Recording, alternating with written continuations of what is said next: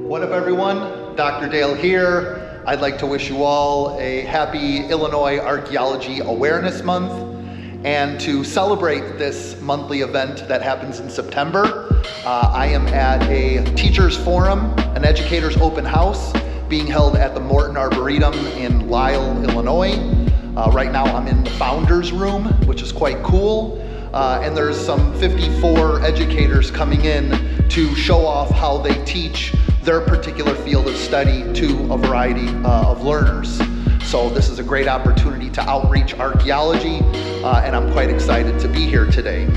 What I decided to do is a 4-station approach, 2 that are a little more directed education, and the other 2 that are a little more self-directed, that participants can do them on their own.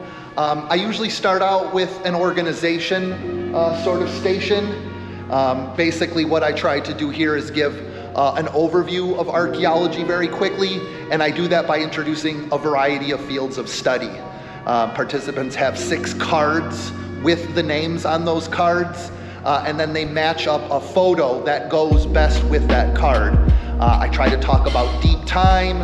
I try to talk about how old the earth is, how long humans have been here, and then how long people have been in the state of Illinois.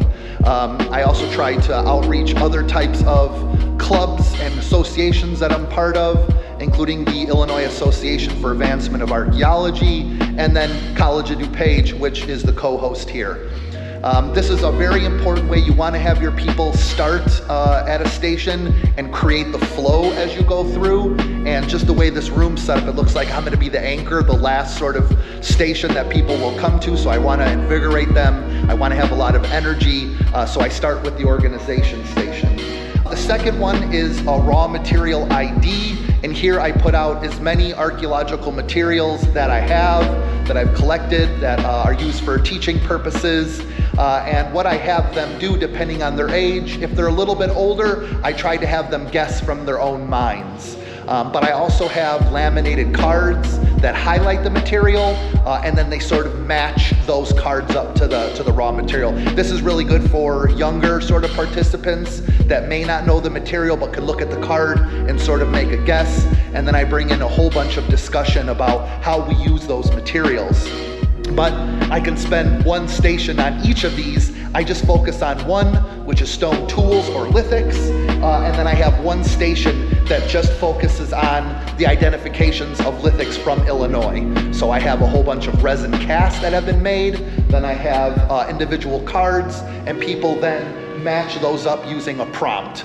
This is great for teamwork. I really try to have maybe teams doing some competition to see who can finish their 6 points first, but sometimes it's just a one-off person that comes and I let them take their time, and then obviously when they finish, I'm like, yay, great job.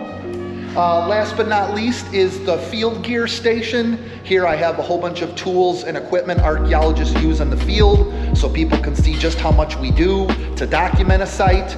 I have a self-directive learning prompt that's just a piece of paper that, although there's tons of material in here, I have them try to find 7, and then I slowly define why those 7 are important and what we use them for. So in a short bit, this is my sort of 4-station approach to outreaching archaeology, and it's something that's been very effective. I've been doing it for years at multiple places. I usually get a lot of good feedback, so we'll see how it goes. All right, everyone, take care. Happy Illinois Archaeology Awareness Month. I hope you have a good one. Bye-bye.